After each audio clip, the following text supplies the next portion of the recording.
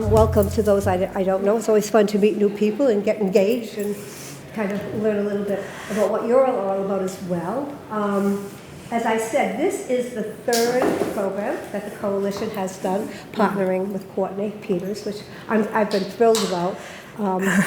Both Courtney Who and... knew? Who knew? Right? Who knew? Well, it's the same way with Carolyn. Yeah, Who knew? who knew? That's a good part about social media. Yes, I know it's yes. example. But originally I was going to invite this woman from Canada to come and speak. She wrote the book Drink, and she was going to come and whatever, so on and so forth. But I actually love the personal touch that we're able to do within our own community.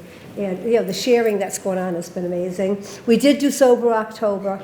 And we actually have more people than we have today. And it was a sharing experience. I think it was a really positive one. It's not an easy subject to introduce people to. The why is always the big thing that's out there, like why, But we got through it, and then we had a fun mocktail night at the Griffin, where we actually hired a bartender and had all kinds of cocktails made, which was amazing. And the recipes, today. Courtney put together, there's 13 mocktails recipes here. So please feel free to take it home. And we'd love to hear from you about what they're about.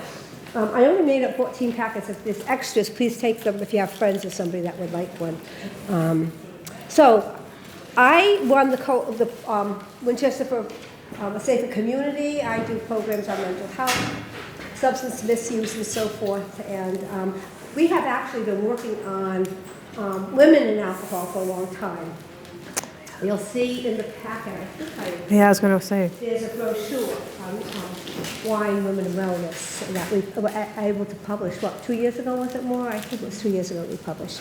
And it's a subject that we were really concerned about when we saw the spike and everything happening during COVID. But again, for wellness reasons, not judgmental reasons. So I found Courtney, and who I did know her, but I didn't know she was going down this road, and it's just been so nice to partner with you. Yeah, thank you. I'm going to turn it over to you. Well, it's funny because Dad I put a 1 year, 7 things I learned from living alcohol-free for 1 year on LinkedIn, and Dot saw it and said, "Hey, listen, I'm thinking about having this author. I'd love to hear what your opinion is on that."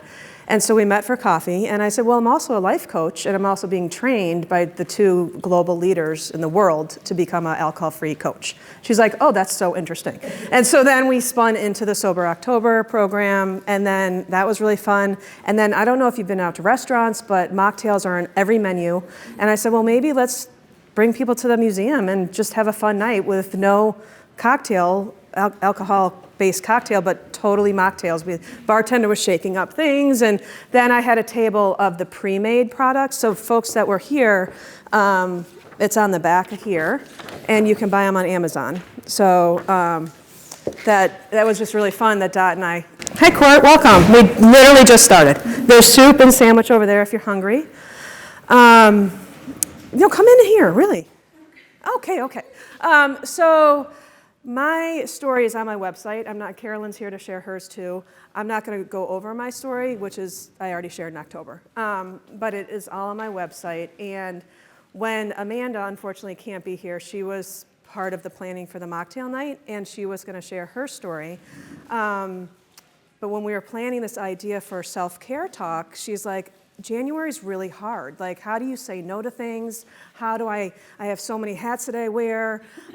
I just would like some guidance on that. And alcohol tends to be that thing sometimes that has us relax and unwind, and what a perfect time to learn other tools when people are already taking a break from alcohol. So that's why we combine the 2, self-care and Dry January. That's how it spun into this 3-series talk. So going from my own journey, taking a 30-day break, to now coaching people, to now running workshops. It's been quite a year and a half. And I love the opportunity to work with Dot. How great.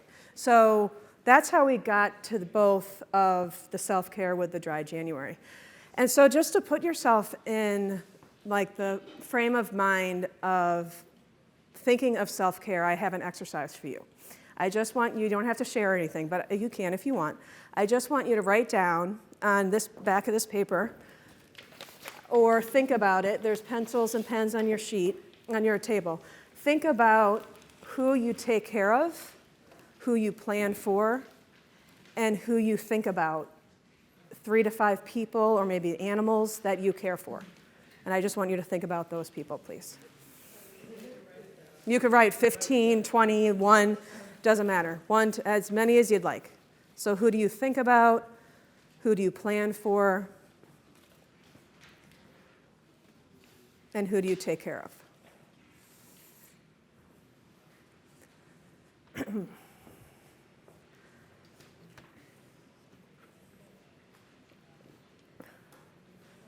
Some of you can be running for a long time. Hi, how are you? It's really good to see you. I'm glad you came. We just did Enka Pantry yesterday. So as you finish your list and think about that, are you on it? Did anyone write themselves? Okay, so who wrote themselves and who thought about themselves? So 2 people in this room. So it didn't even cross my mind, right? That happened to me too. When I was a teacher years ago, before I was a mom, I was a teacher, and we did a PDP. You have to go take workshops to get your points. And the leader of the group made us all do this. Not one person in the teacher room would write down their own name. And so I do this for my group coaching. My friends, my family, my sisters hear about this all the time. Because if we're not on our own list, you know, the saying, if you got to fill your cup first before you fill somebody else's, that's what today is all about. By the end of today, I really want you to be on your own list. Because even if it's small things to big things, it should really just be something that comes up for you. Okay? And there's one, who had their name on it? I didn't, you, 1, 2. So that's really good. And it's not a judgmental thing, I get it. In every group I've been to, maybe 1 or 2. Because we just don't think that way. We don't, and even if we do self-care, it's not on top of mind.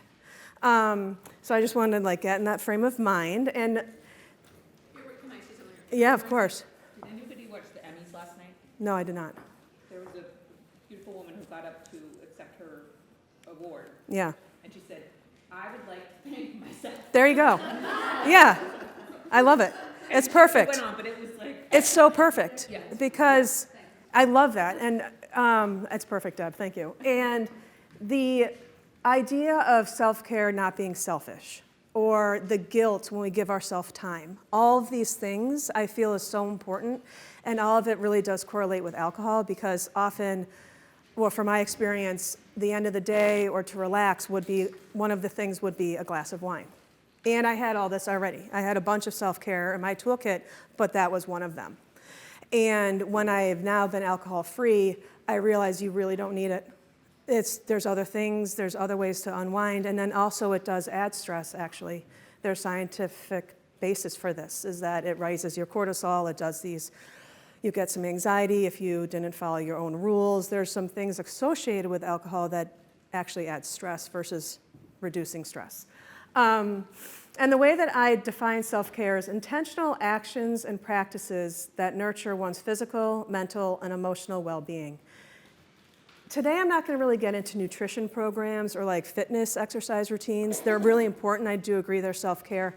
Today is more about a nighttime routine. It took me a long time to wash my face every night and have it, or getting that sunlight in the morning. Or if you have your daughter who's, for Deb's example, she just shared with me, had an appendix situation at college, what can Deb do? She could still walk. Like when my son was in a hospital, although it was different in my regular routine, I still had my toolbox to take care of myself. So it could look really different. Like if everything's going well and you feel really resourced, your self-care could be a lot of things. Or if things are super stressful, we can pivot but still do something that brings us joy, uplifts us, and reduces our stress. So why we're talking about these together is that when you take a break from alcohol, you really have another opportunity to see what else works for you and what other tools you can incorporate to reduce your stress or take care of yourself. Does that make sense? Great. And then here are all the scientifically documented benefits of self-care. So you have happy hormones, better physical health, boosted immune system, improved sleep, increased productivity, improved mental health, better relationships, and stress reduction. All has been proven if you do 1 or 2 acts of self-care. I did this to my coach. So I have a magic coach, I call her. She works with like chakras and energy. And I did this exercise, the 3 to 5 thing with her yesterday on a Zoom call. She did not put herself on the list. And she said, wow, I know better, but it doesn't come top of mind. But what I need to do is drink water in the winter. She does it all summer, easy peasy, but the winter comes. So that's a good example that in the seasons they do change, and that's okay, right? Or you could have a great routine, let's say in August, come September, or my friends whose college kids are home, changes everything. It's like, where's the time for me? But if you have a few things that you can do for yourself every day, it just really does, it benefits everybody. And then you can give more, and you can be patient, you can be more resourced, you can be open to new ideas a little better when you're serving yourself. And it's not selfish, I promise. It's just giving yourself care, like the Emmy person when she got her award. I love that. Are there any questions about like how it happens in these different categories? So there's cortisol levels that can be raised if you're stressed, and it lowers it when you do like a meditation. On the flyer, I listed rest and meditation. There's a reason for both. So I chose that because I feel meditation for me sometimes can feel like a chore. Like, okay, when am I going to do the app? When am I going to fit that in? And that's okay, because it takes time to fit that in. Rest to me is, when am I going to really slow down? When am I going to just be present with my family and not be on the phone? When am I going to take a nap? Or those kind of things. And all of that lowers our stress levels, brings out the happy hormones, and then everything helps your physical, emotional, and mental well-being. Okay? Any questions, thoughts? Anyone want to share any of their self-care practices? Yes? One of the things that I tend to do more in the winter is puzzles. Puzzles. Not so much in the summer, but winter comes, it's puzzle time. Yeah, and look, your energy just shifted, you smiled. Yeah, I love that. I learned how to play dominoes on Sunday. Never played before. I had the best time. Anything else? Anyone, like winter versus summer? Anything coming up for you that you would share? Another example I have is when things go south, when things get really hard, like my mom's memory is declining. So I was visiting her every month in Chicago or Florida, and all my routines were out the window. I wasn't even home, but I gave myself 10 minutes to walk. I'm like, if I can just get someone else there, and if I missed a day, then I gave myself grace and said, oops, okay, I'll walk tomorrow. But the coolest thing about these practices is that you're picking them out, you're choosing one, you're recognizing that you matter and that your time matters, and then you're putting awareness to that decision, and you're rewiring your brain to put yourself on that list. It really does happen. And then when we stop drinking and we decide to live alcohol-free, that's being rewired too. So now I don't make dinner and think glass of wine. I make dinner and make dinner. Because it's not in that's my experience. It's not even in my radar. And I coach about it. I talk about it all the time. But for me personally, those moments that I used to drink alcohol, I do other things. And that's why those mocktails are really good for folks that are taking a break. And Carolyn and I were just talking about before everyone came how they're really good 0% wines now and sparkling brutes, and they taste the same, and there's 100 calories per bottle, okay? And yeah, and it's just like, it gives you that alternative. And that's what the October talk was about. That was the mocktail night and today. Just looking for alternatives and looking for alternatives with self-care. Any questions or anything? Any other examples that anyone wants to share? Okay. Do you guys feel like you have pretty good self-care practices? No? Lulu's like one of my best friends right here. No. I've been trying to go to bed earlier. Oh, yeah. Because I tend to be a night owl. Yep. So I've been trying to go to bed earlier, but then I'm not always tired. So I've been reading. Okay. And I love to read, and I just got out of the habit of reading. And it's so easy to be like, oh, I'm going to read, but then if my phone's nearby, it's like, Yeah. Right. Right. So I've been putting my phone away. Oh, good. I've been going to bed earlier, and I'm reading. And reading is the best way for me to unwind, to just pushes me in a different It's a direction. perfect example. Yeah. That's really good. So. And then the phone away, they have some science on that, 2 hours before you try to go to sleep, calming noises in the bedroom. I'm working with a client right now that the 4 o'clock hour, it's just hard because it's dark. And like, how do I, what do I do? And so we do lemon water. I mean, just enter things that bring that relaxation down, just kind of pause time for a bit. And then, I forgot to mention, when I first became a coach, I wanted to serve teachers. I used to be a teacher, and we tend to not give ourselves, we were never on that list. And how do we get to the gym? How do we do things? It's a very demanding job. And then COVID hit, so that was the last thing they needed was anything else on their plate. But now I am serving teachers. It's just a few things, like Lulu said, to read or to get that extra walk in. It really does matter, and their performance level goes up because you've given yourself that time. But it is finding the time. It's tweaking what works, what doesn't. It is having an open mind to when seasons change and how that can look. My family makes fun of me because I drink iced coffee all year long, but now I've been trying to do warm, so I'm slowing down and really digesting and things like that. So it really, we have one self, and we really, to take care of ourselves, especially when we're taking care of others, I'm so passionate about it. And those teachers are doing it now. It's part of their curriculum, and it is happening. It's more on trend. And because there's like stickers like this, self-care isn't selfish, they're sold everywhere. So it is becoming part of the fabric. So you might be thinking, great, this sounds great. How do I fit it in? Where do I start? There's so much out there, and how do I choose? So these are my key questions that I offer. What brings you joy? How will it lift you up? And where do you lack ease in your life? So for example, all the kids are coming home, it's 4 o'clock, or you have kids coming in from college. Life is pretty hectic. I feel really stressed like around 5. What am I gonna make for dinner? I don't want, What can you do instead to resource that time? Okay, wait, I'm gonna take a walk, leave everybody, and come back and recenter myself so I feel more calm and more at ease. Or for me, when my mom right now, let's hire people. Let's get together. Let's have a family call once in a while. I become the family counselor, which I'm really happy for. But I always look at those stress points when I work with somebody on this. Like, what is stressful? For me, one of the biggest benefits of living alcohol-free is that golden hour in the morning. Now, it's not an hour, but I always heard about this. I was like, what does that even mean? Because you're running kids off to school, you're busy, busy, busy. But now I get up at half an hour earlier. I watch the sunrise, I play with my dog, I do stretching. And I really equate that to the fact that I don't need as much sleep anymore. I feel very rested after like 5 to 6 hours. I mean, it's really different how your body just kind of absorbs energy differently. But those are the questions that I hope today will help you walk away with thinking of different tools to put in your toolkit. So what brings you joy, what will uplift you, and where do you lack ease in your life? Are those helpful? Does anyone have any others you would ask yourself to figure out what self-care tool to use?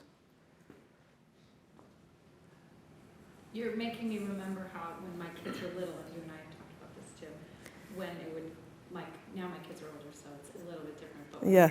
we were in the midst of, like, say, elementary school, middle school. Right. Where, like, that 5 o'clock, like, dinner, homework, somebody has to go to hockey, like, there's always, you carpool, but there would be times where, like, I'm just gonna go walk the dog. Yeah. And I only had one very easy dog then, now I have 2, but Yeah. I would just go, like, Yeah. leave and walk the dog. And that would de-stress me, even if it was like 10 minutes around the block. Yep. 15, like just going outside. Yes, is fresh a big air. one for me. Yep. Also and I forgot, I used to do that a lot. Yeah. And not that I don't do it now, because if you have 2 dogs, you have to walk your dog. But in a way, thank goodness we have 2 dogs, because it forces me to get outside and walk the dog. Yeah. Definitely, being outside is a huge one for me. Yeah, and another one that comes to mind, Amanda would share, that I'm pointing to the empty chair next to Carolyn, but it's, when you wear all these hats in life, like we've had such good talks about, carpooling. If someone can't carpool, you have to say yes, maybe because the kids have to get somewhere, but you have X, Y, and Z to do, and it's okay to say no. And it is a form of self-care. And I think people have a really hard time with that. We put a lot of high demand on ourselves. We're always yesing. This is no judgment. I understand that. I have a huge family. I guide folks through this because in the end, we really need to take care of our bodies. And that is just going to be this ongoing stressor, and how to say no and feel good about it And I'm sure you're offering other places. It's just that time to look at our calendar and say, what can I take off my calendar? Like, what is that one? That's one thing I do myself. Like, I think I got pretty sick 2 weeks ago, and I'm not sure if I had the vid or not, but what did I need that week? I needed to just not go to the gym. And I knew I wouldn't because I didn't feel good, but like, that was okay. And it's January, everyone's excited, but I took the month off. I'm like, I'll still exercise and move, but what does my body need right now? And you know what that does is it shows people in my life, my family, that mom's taking care of herself. And that's okay, that's good. But I think saying no is a hard one. And so reducing the things on your calendar, giving yourself some time to do these practices really do pay off, especially when things get stressful, because you have them all ready to go to. Any thoughts? Yeah. I've created a list. Like whenever I think of a thing or have an intention, I have a list that I dump it all into. And then once a week in my calendar, and it's calendared, so I don't like have an intention, but it's like a calendared event that I'm going to go to. It tells me, go to that list. I'm like, oh, okay. Oh, that's good. And then calendar when you're going to do one of these things and just pick it. And I found this has been my favorite journal. It's called Finisher's Journal. Oh, nice. And you can write in daily. I'll like time block when I'm going to do everything. So I do it the night before. And so I calendar all the things so I can clearly identify when it's like I have to say no because it doesn't fit.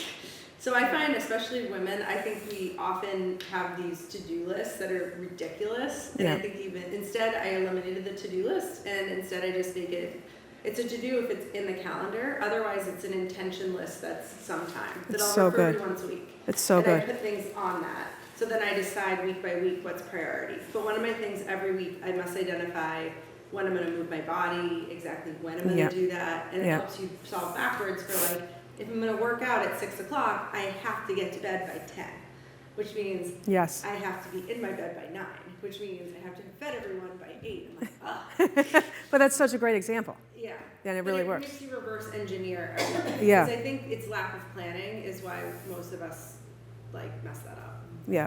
So good. It's just intentions, not a plan. Yep. So good. Love it. Okay, and just moving on, just a little factoids about Dry January. I just wanted to share.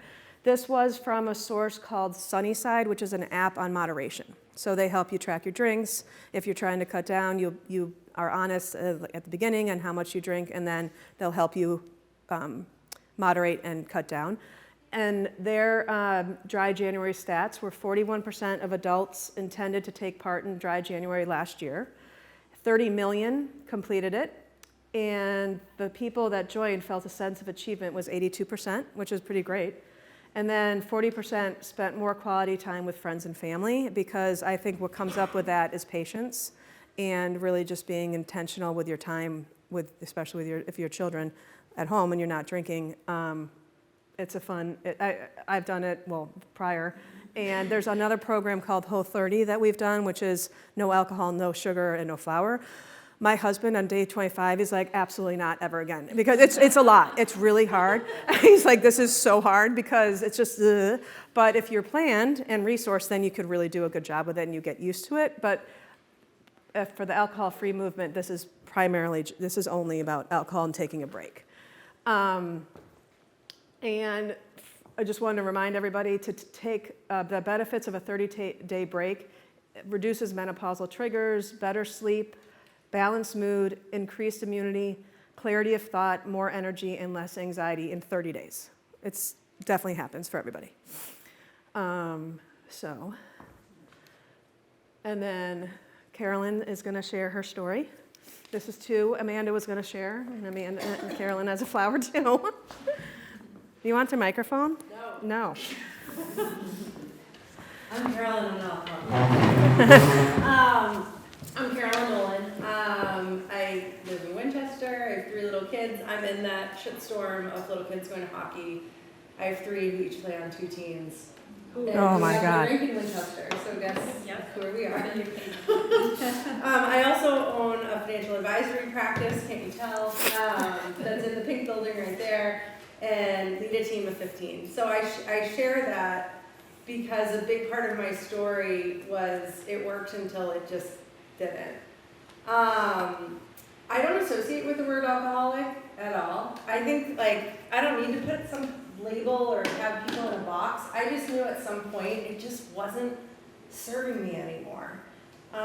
In college, I was always the party girl. I loved having a good time. I loved everyone else having a good time. So alcohol, I found, was just a great way to get people to just like drop their guard. And then professionally, as our team grew and as my kids got bigger and would notice things, I was like, shit, they're noticing things I don't want them to notice. Like, Mom, you always smell like wine. I'm like, Or my team, I'm leading this team nationally, and we're getting a lot of recognition, and we're at these events, and I have to all of a sudden worry, like, am I gonna make a fool of myself, or my team, or all of a sudden ruin our reputation for doing something? That thankfully didn't happen, but those are the thoughts that started to cross my mind. In COVID, for a lot of people, definitely for me, I know there's the memes of like, you could hear you're bringing your trash to the side and you can just hear like clink, clink, clink, clink, clink. Yeah. So that was us. I was very aware. We ended up moving to the Cape for 6 months. We ended up reckless COVID buying property in South Carolina, sight unseen. We did like this crazy stuff. And the week COVID became COVID, we had started to renovate our house. Oh my God. So, wow. And again, I have a team of 15. It's all women and my brother. And there's more kids across all of us than there are team members, and mostly young kids. So we're in COVID, and it was like, oh my God, like my kids are here, everyone else's kids are here, what do we do? And I'm like, do your best, I don't know. There's not a playbook for this. But as time went on, and COVID went on, and it wasn't like a 2-week thing that you're just in your PJs all day, I found that the drinking just accelerated and became like it is already a habit. It became a habit of every day, starting at 4. And for me personally, it wasn't like getting shit-faced and falling on my face drunk. It was like drinking a bottle of wine and barely feeling a buzz, and recognizing when I really thought about it, like this isn't good. Like if one of my kids is telling me this that they're doing it, I wouldn't be happy about this. That October, it was October of 21. I went to my annual physical, and the doctor asked you, and I don't think most people. no one tells the truth. Absolutely no not. one tells the truth. I actually told the truth. Oh, good for you. And I thought he was gonna faint. Yeah. Because he was kind of just like, how are you alive? So that was my first, but I wanted to just tell him the truth when he asked, because I was already aware and thinking like, this isn't good. I personally had thoughts like, every day, it was kind of around like when we start drinking, like it was like, okay, just one. And this is all in my head, like, okay, you're just gonna have one. Okay, you can have 2. And then after you have 2, it's like, fuck it, I'm just gonna drink a bottle. Because we're having a good time, and today was hard, or COVID. But how long are you gonna do that for? I had read the book, and that's who you're doing the training with. Yep. I'm forgetting the This Naked Mind by Annie Grace. This Naked Mind. It is excellent. I would encourage everybody to read it. It's revolutionary. This naked? This Naked Mind. It's on the back of that sheet. My sister-in-law was actually reading it at the same time, but neither of us knew we were. If any of you know, I'm not going to say her name, but like she would go by, like a day without a buzz was a day that never was. Like that was just her thing too. It's just like part of our family. My husband's home with 7 kids. There's 25 grandkids. Most of them live locally. It's a constant party in our lives, which meant there was constant alcohol all the time too. It became a real normalized thing. I read this book, and the book, why I really encourage all women to read it is it's a very non-judgmental observation of just how we have been socialized to drinking and it being a norm. You're taught about drinking, especially as moms, and book club, wine club, and I mean, our book club hasn't read a book since 2008, but we still get together. And I think half of us actually don't drink anymore. Some people, physically, they were just getting so sick from it. I personally never really got hungover. I would feel not great, but it wasn't like debilitating. It wasn't. So I think that's why I probably was a drinker, like a pretty heavy drinker. I didn't stop because I physically could handle it. I mean, I accomplished more by 10 o'clock than, I don't know, than others might do in a week. Like, that's just what I do. And I could do it still when I was drinking. But I read this book, and it got me thinking, like, really honest, hard thoughts around, like, why am I doing this? Is this serving me?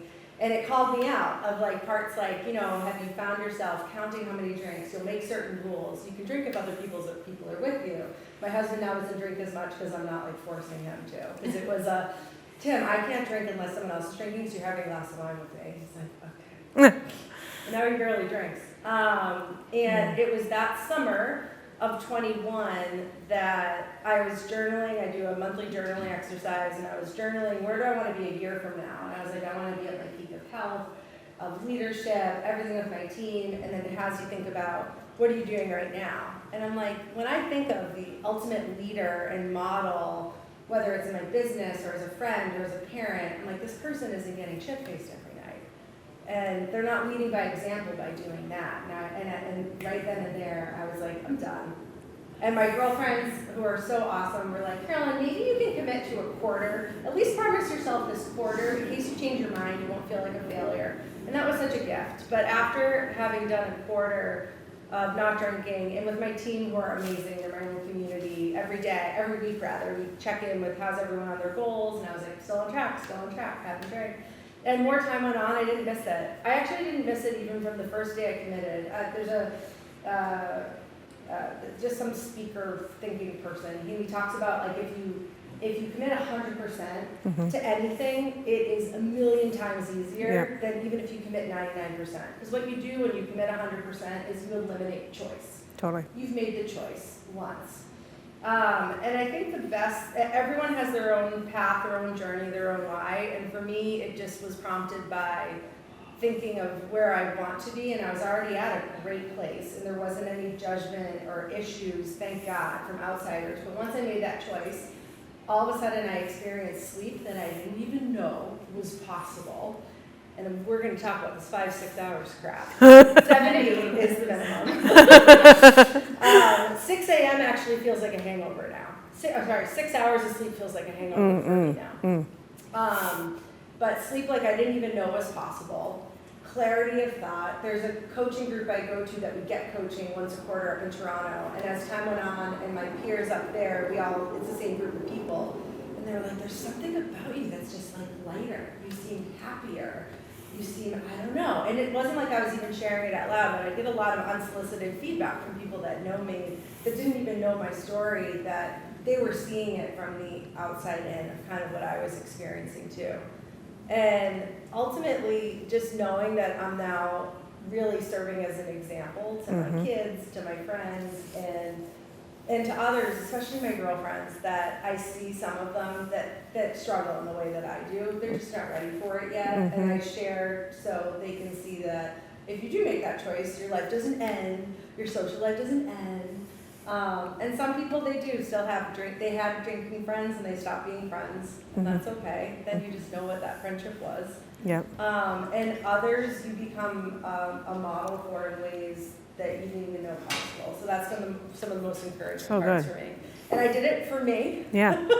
But it was also for others, and now I can continue. I share my story so others can be encouraged that you can do it too if it's something that you feel is like bothering you inside. So beautiful. Thank you. Yeah. I feel that too when I committed to the year, game changer. Everything was off the table. Like I did 30 days, 45, 60, 90. And that's how I worked as a coach to work on things. But once I did that 1 year commitment, no questions, when am I going to ever, I just really embraced the lifestyle. And that's how I'm living now. So I totally agree with that. Are there any questions? So it sounds like you didn't find it difficult. No, once I decided. Yeah. Before I decided, it was awful. So initially I was trying to like moderate and be like, okay, you can have one or you can have two. But then it was this like annoying thought in my head, like, but I'm not still wanting to stop. Yeah. It was more just like, no, like this is when it's, I don't know, it's just that habit. And actually it's interesting because now, and I don't all the time, but I recently found an whatever the word It's a hard one. Yeah. Sauvignon Blanc, and it tastes exactly like Sauvignon Totally. Blanc. My mother also doesn't drink anymore, and she and I were drinking it together. We had our wine glasses, and it was that feeling that was more like what I missed, not getting drunk. So now I enjoy putting, if it's like the end of the day or a party, like not because I'm trying to make it that anyone knows I'm not drinking, I don't care. It's more of just that feeling like on a Tuesday at noon, I'm not gonna get out like a glass of wine with a stem at lunch. But it's like the end of the day, it's like my cue in my head, like, okay, we're checking out. It's the end of the day, you're not at work anymore. You can put on music and be silly, and it could be like cucumber water in the glass. Right. Or the Sauvignon Blanc, which I recently found that I'm so thrilled has like no calories in it. Yeah. Because actually, open honest, part of initially getting alcohol free does involve some weight gain, Yeah. Agreed. which And is is really that because annoying. you go to Replace food sugar, instead? you replace sugar. Okay. It wasn't a conscious thought, Yeah. but it was very real when I was like, well, this sucks. Yeah. Yeah. Right. Maybe I should go back to drinking. No. What's the brand of the Sauvignon Blanc that you? Giesel, I believe, because I don't know how to pronounce You it. can get it on Amazon. So when we had the mocktail night stuff, it was the Brut that we served. Same company. They have every blend or what? Red, white. I don't even remember now. But those varieties, and they're the really good company. I love Little Saints is another thing. It's an alcohol-free and calorie-free. It was like an Instagram app. Instagram knows my algorithm and I embrace it. Yeah. And I like those skinny recesses. And there's a new store in Boston now called Dray, I believe, Dray. It serves all of these and sells them, so you can buy one and see if you like it. When I was doing it, I would have to buy 6 and hope for the best because it was Amazon. But now you can go to a store. And actually, Deb brought in a flyer from Liquor Junction that they're doing an alcohol-free tasting. So that's a nice way of knowing what you like. But I would encourage it with the calorie stuff. Yeah, and watch the sugar. You can minimize it. Yep. And I wasn't doing that at first, and it's almost like, it would almost be like adding a Coca-Cola to every day or 2. It's like, don't do that. So that would be my suggestion if I did it all over again. Yeah. Because you can only have so many seltzers with wine, and you're Yeah, like, yeah, totally. Good question. Any other thoughts? Or we're both totally willing to share and chat. anything. I think the habit thing is a huge part of this. Yeah. Yeah. It's like we were just talking about, like, for me, like, when you're making dinner, Mhm. I love to have a glass of wine when I make dinner. Yeah. But it's also habit, like, I may not always even finish it, and then I'm like, I don't even want wine when I sit down and actually have dinner, but there's something about Yes. that I thought, Mhm. maybe if I replace that with Yeah. a good non-alcoholic wine, because it's like, it's not like I really need Yeah, the alcohol in it, it's just the habit of having the stem and the glass Yeah. while I'm making, it could be like silly, like making tacos or something. But totally.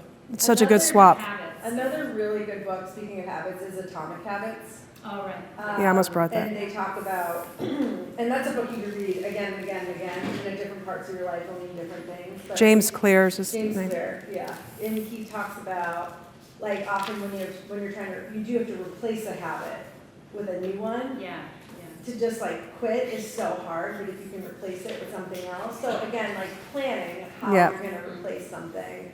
And at least trial and error. Like, it's just about progress, not perfection. But I think the 100% commitment, if you're a person that feels like you really need, like I couldn't moderate. It wasn't in I tried it. It didn't work for me. Others can. I'm a little bit jealous of them. But I couldn't. But I gotta tell y'all, I don't miss it. And I still go to everything. I remember everything. We now have a silver driver. Everyone wins. Yeah, And you don't have to pay the Uber, so it's fine. totally, But that has been another really cool thing, is going to different events and being the driver. totally. Yeah. It's like I'm pregnant all over again. But you're not feeling well, yeah. And then the book, so there's This Naked Mind, which we've talked about, and her name is Annie Grace. There's also an app, companion app, that if you want to do it's a free 30-day experiment that she has online. There's community members. I'm a coach on that app. You'll see me. I'm not working for her, but I post things that she's great. So I trained, I'm graduated, I'm certified with her as an alcohol-free coach. And then there's another app called Dry, D-R-Y-Y, that is out of the UK.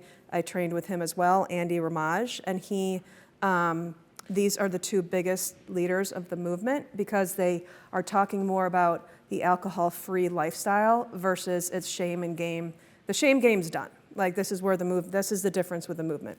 We came to it as a healthy choice. We wanted to make I didn't feel good anymore. I wanted to try this 30-day off, and I kept going. So there are a lot of our stories in these communities, but they also give a lot of resources. So the book, This Naked Mind, also uses some scientific. I really loved it, the data behind it, and habit changes and swapping is huge. And all my anything to pick up, it's great to swap in or out. So it makes it a little bit more less heady, less thinking about it, and you just make a commitment. You feel like you're just talking to your girlfriend Yeah. about Right. drinking. And like she would call out something like, "You tried moderating and it didn't work." And I'm like, "Damn you, Annie." Yeah, totally. Yeah. How did you know? Right, But right. She talks about, it reflects like even, however many years ago, how it was socialized to be a smoker. So a lot of this is like, it's selling us to think in a certain way. Right. So I think it required me being alcohol-free to take an objective perspective to that too, to just witness what's being thrown at us and being more of a choice of how I'm gonna behave instead of being sold of how I'm gonna behave. But it's challenging. I'm not gonna say it's just easy. It was easy for my decision. What was challenging was actually not so much people being like, why, and I had to be defensive of giving them an explanation, but what's actually challenging is what I can objectively more so observe, it's people I know, is you see a lot of people that have a lot of vulnerability and insecurity around their drinking too. Mm-hmm. And what would happen is people who are friends would be like, "So why are you not drinking? Do you have a problem?" "I don't think I have a problem for So I think for those, like, I don't really get uncomfortable ever, but for those that get more shy, like being prepared and planning your answer is sometimes the most challenging thing. It's not drinking, it's just knowing how you're gonna answer in a social setting. So being prepared and literally practicing it with people that you trust. I don't need that. You can put me in a room with 1,000 strangers, I don't care. What was hard for me was getting to the place that I made that choice. And it was like, is this really what you want to do the rest of your life? And I'm like, no. And literally having that conversation with myself in the mirror.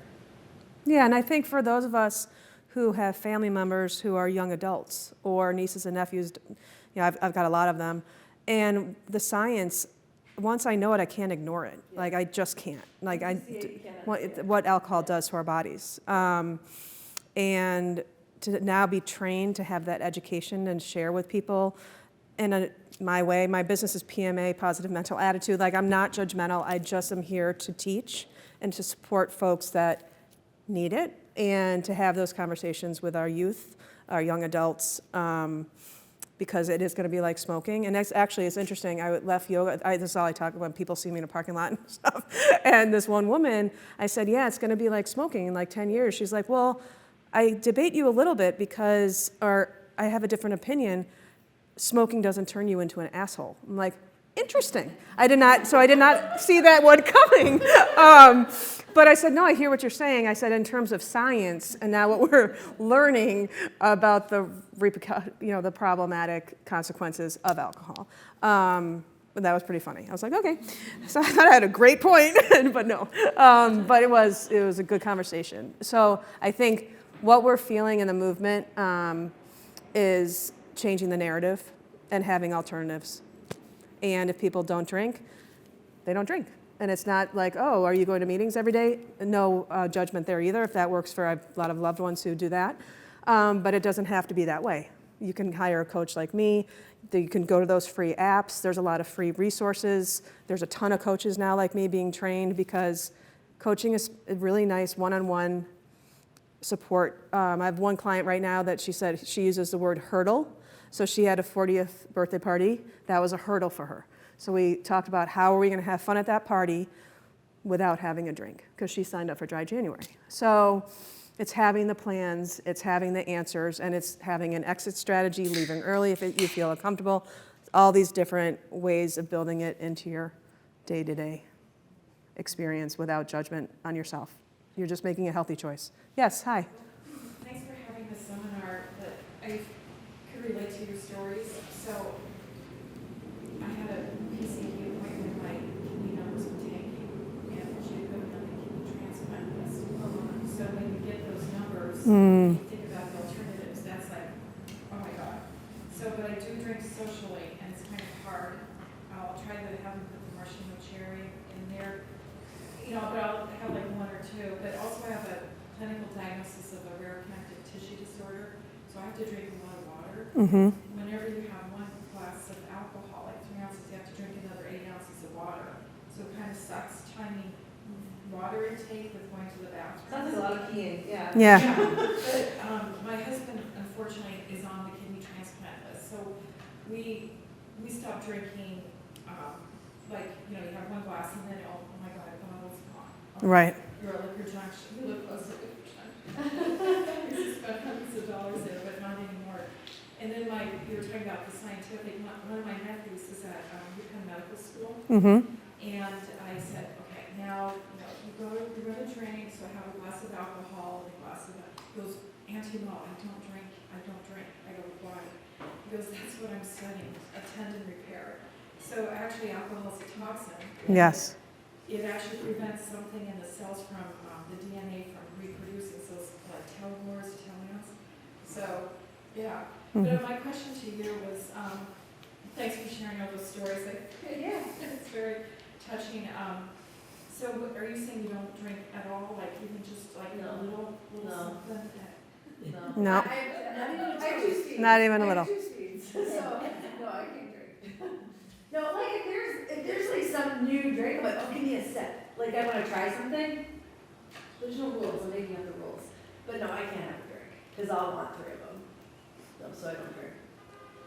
But I don't associate with the word alcoholic. Someone's like, you're an alcoholic, I'm like, no, I just don't drink. Right. I really respect your honesty, because you're really transparent about the type of drinker you were, Yeah. and you're vulnerable with the audience. Yeah. And I think that really helps people identify with aspects of what you were describing, so I applaud you. Yeah. A lot of people wouldn't do that, they just are like, I don't Oh. I'm happy to share. And so it's very impressive, your journey. Thanks. I think the biggest fear is people think their lives will like change, or it's gonna be less fun, or you'll be more boring, and none of that happens. I'm just like, what if it's better? Yeah. Yeah. Like, what if it's actually better? And I've had quite a few friends that very privately, because I would just openly share, like randomly, I'm going through my journey of stuff, and friends would privately message me because they were embarrassed about it and didn't want to talk about it. So if anyone at any point, I'm not a coach, I have no ability to coach. People want to just talk about it openly, I'm happy to, like, share of just vulnerability. And there's a lot of people of all shapes and sizes and professionals or stay at home and everyone in between. And it's all just about, like, I think just in life, it's like, where do you want to be? What are you doing? Is it getting you there? Is it helping you or might it harm you? And I think that's the best filter for all of our decisions. So when I really, and that was the thing my brother brought to me, he's sober. We very much were at rehab with him, and that's when my brother went to rehab, that thank God was on his own.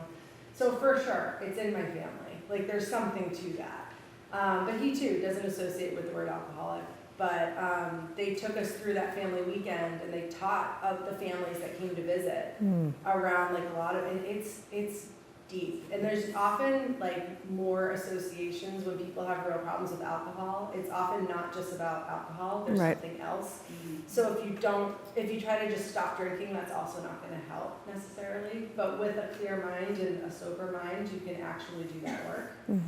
And the morning is a real thing. I'm a night owl too. It takes so much effort for me to get to bed. But having the morning to myself is like the best. Oh, and I have 3 little kids. It's magic. It really is. Yeah. I have, I don't know, 14 hockey events a week and run a full-time business. And we're not getting pets. NFW, not happening.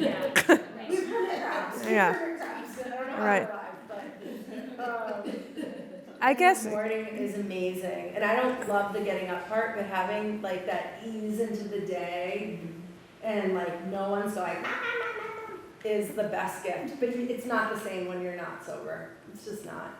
You haven't had a good sleep, and I would get the anxiety, so if I drank more than I intended to, the next day I would sabotage I'd be mad at myself. Like, come on, Court, you're a coach, you know how to do this. And it's not me, it's the alcohol. So once you have a one drink, that next drink is being chosen by the alcohol. It's not by you. We can have all the plans in the world, and I am really good at this. I love coaching, I love people, but the alcohol changes our thinking. It's the toxic of it. It's not our like white knuckling or our determination. It's hijacked by the alcohol drink itself. So I think when we have those rules, a lot of people that I've now associated with really across the world, it's a commonality of this like cognitive dissonance, it's called, when it's kind of like the angel and the devil in the cartoons, like, oh, I had this plan, but I didn't follow it, and then we kind of get mad at ourselves and our anxiety goes through the ceiling. Well, that's because of the alcohol, it's not because of you. And so that's what's really hard is when people say, well, I'm just gonna take a break for 30 days, and we see that that's gone. Well, that's really telling that, wow, it's not me, it's the product, it's the substance. And I think, when I went through these 2 trainings and really learned the science about it, you can give alcohol a lot of power. Yeah. And so say to not go to a party and not drink, well, what's that say about me? I say, screw that. It says that I'm not drinking and I'm giving myself a break. And so as the coach, and not just me, all of like the coaching industry, those are the questions we help support of why it's the external questions that are coming at you, but also the internal ones of like, wait, why can my friend can only have 1 and I have 3? And you start doing these things, acrobatics, thoughts in your brain, and that really just kind of sabotages the wellness of it. And so that's why it's recommended from everybody to take the break.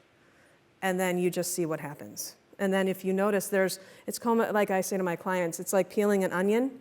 And so then if we have something we're working on, whether it's my life coach clients or the LAF, it's my acronym, Living Alcohol Free clients, then we work with those things. But let's just kind of take the distraction away for a bit and just see what happens. And that's why working with a trained professional therapist as well can really help if some things are discovered.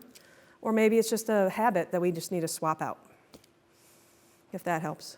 And then we have also had people come with medical situations that they have been told that they cannot drink alcohol anymore. And what is that? It's almost like a what? Like, how am I going to do that? And so that's why these apps, these communities, people who are willing to share, we can help you get through that because there is life after alcohol. And we both are here to, that's why I talk about it. It's so much better.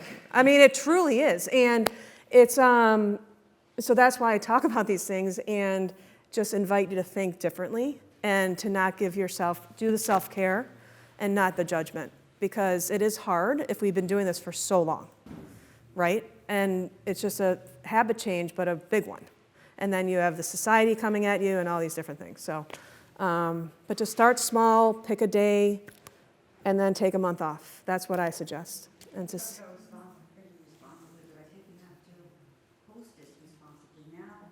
Ah, yes. I have people over and I'm offering wine or whatever. Am I sabotaging somebody in this group? Mm-hmm. Or am I going to trigger something that a person has been working on?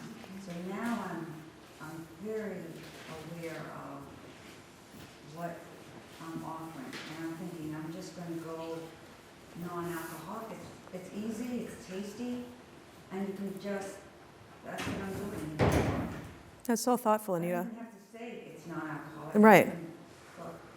I think to just have the choices. The choices, that's so nice, yeah. So at Christmas, we Yeah. hosted, and we had like just as much booze as we had non-alcoholic drinks, but it wasn't like an afterthought. So everyone felt included and not like, oh, we can make something for you because you're alcohol free, which unfortunately the vegans in my family still feel like that. So I'm like, bring your own food. I don't know how to eat. Yeah. I was like, I tried. I don't know. Lucius doesn't make vegan. I don't know.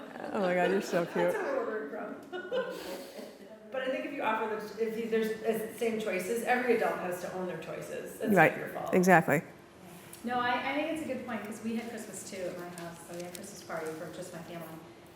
But I used because I already had Courtney's little recipes. And I didn't do an exact one, but I used this kind of as inspiration. I was like, all right, I'm gonna make a non-alcoholic fun drink for everyone to share. And my family runs the gamut. Some people drink, some people don't. And that kind of made me realize like more people in my family, extended family, few people were taking break or cutting back. Mm-hmm. So it was interesting to see how many people drank my apple cider fun drink that I put cranberries in and rosemary, and I was feeling very good. Oh, that's so pretty.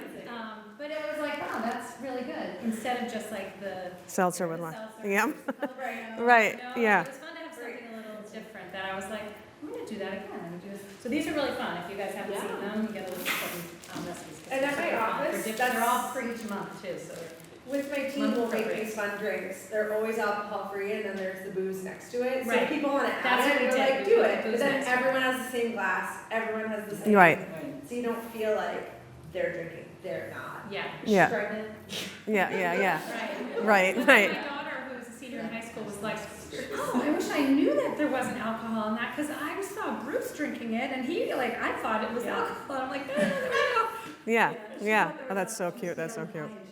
Yeah, like, all Right. label things. There is a placebo effect that happens. It's so funny. For sure. Yeah, because I got a mocktail the other night. I'm like, are you sure? I'm very adamantly alcohol free. I said to the web, because this is so good. He's like, yes, ma'am, I promise. It's just there's a placebo feeling. When I first stopped, I was doing my 30-day experiment. Oh, I picked it.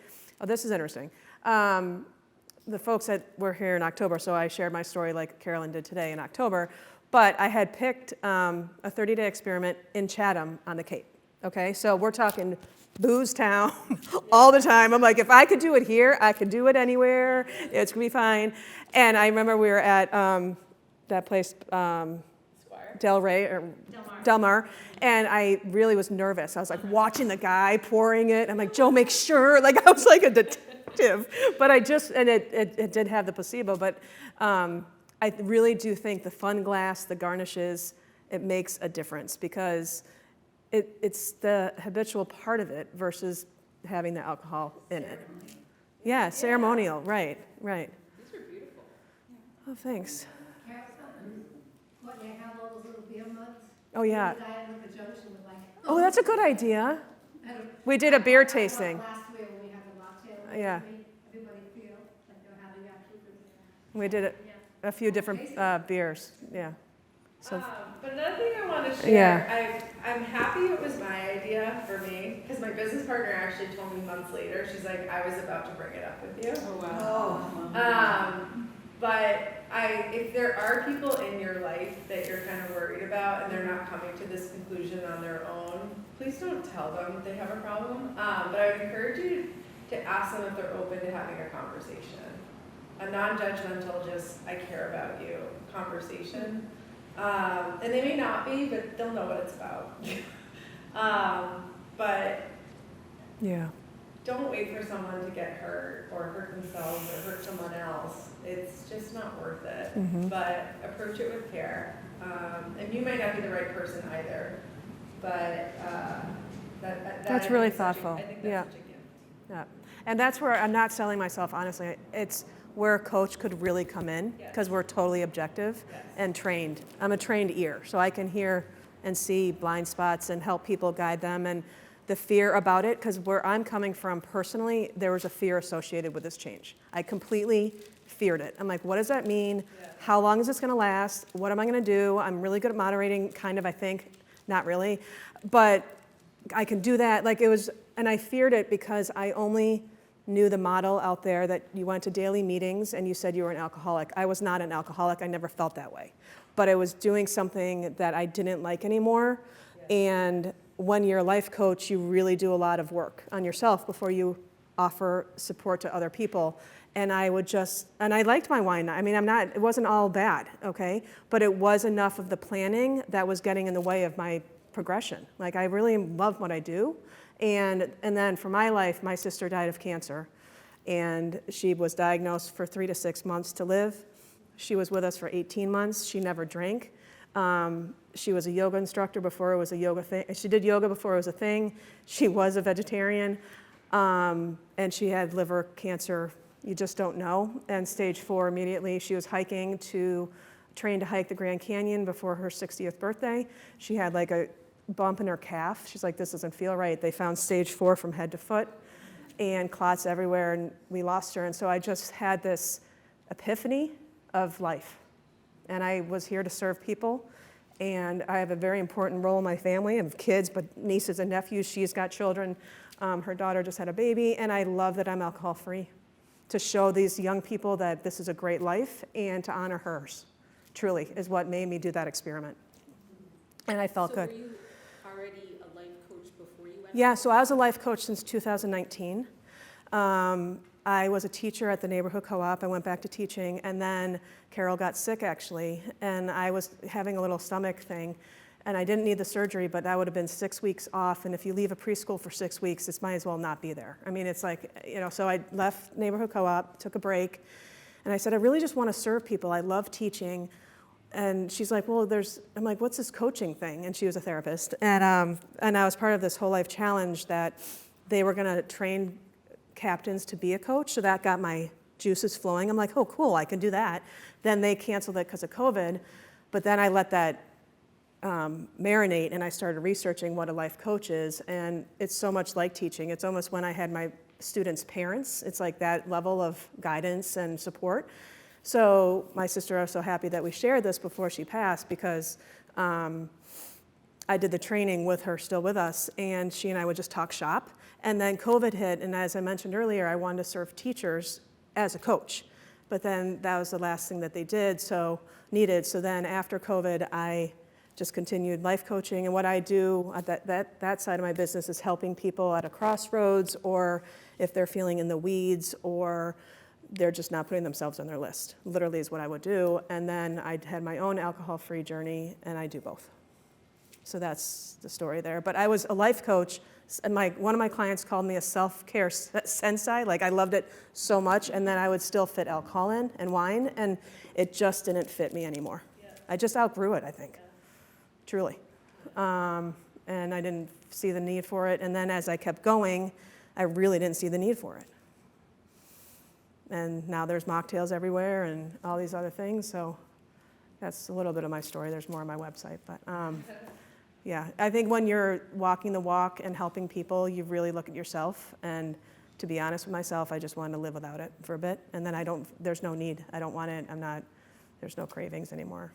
So there's no need to bring it back. So you said there's no cravings anymore, which implies maybe that there were in the beginning. Oh, for sure. So did you have like a favorite thing to do when you had a crave, or yeah, an effective thing to do? Yeah, so that swapping thing really worked for me. We play paddle tennis, which is this outdoor tennis sport that's raised on platforms in the winter, in hats, and alcohol is associated with it. It's fun. You bring cocktails and beer, and you play, and I just would bring my own Yeti, this like little cooler I brought to the October talk, filled with all my own stuff, and I would just have it. Because I knew that association might be a thing for me, and I wanted a plan. So drink when they play paddle? Afterwards, it's like a hut. It's like a night thing. Not daytime. No, or like it's a social thing. Or we had a woman here. Yeah, or we had a woman here last time who was going to do a girls' trip. And how does that look? I'm going away for 4 days. It's a drinking environment, and I want to take this break. How does that look? And so we would just plan. So that would be the hurdle that we would talk about. So I think for me, it was more of an environmental connection, because my friends and family, alcohol is present, and it was for me. So what does that look like? I don't want to start losing my social life, but I also want to be myself. So that's when, and we have a few people that mention, the cooking glass of wine. That's very common.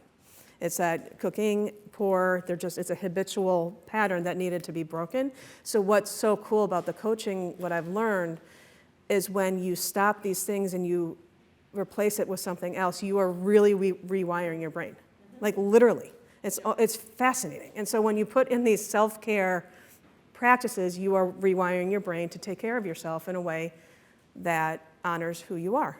And so knowing now, going to the Cape second summer, no big deal. I had my alcohol athletic brewing, and I had the beers ready. I didn't even want one. I'm like, wait, I don't want like 10 whatever grams of carbs there. But you start looking at things differently. But on my first summer, I had everything. My fridge was stocked. I was ready to go because I was committed to this experiment. And so then I just kept lengthening the time. And I have no need for it anymore. So kind of took alcohol's place in my life away. Yeah. Thank you.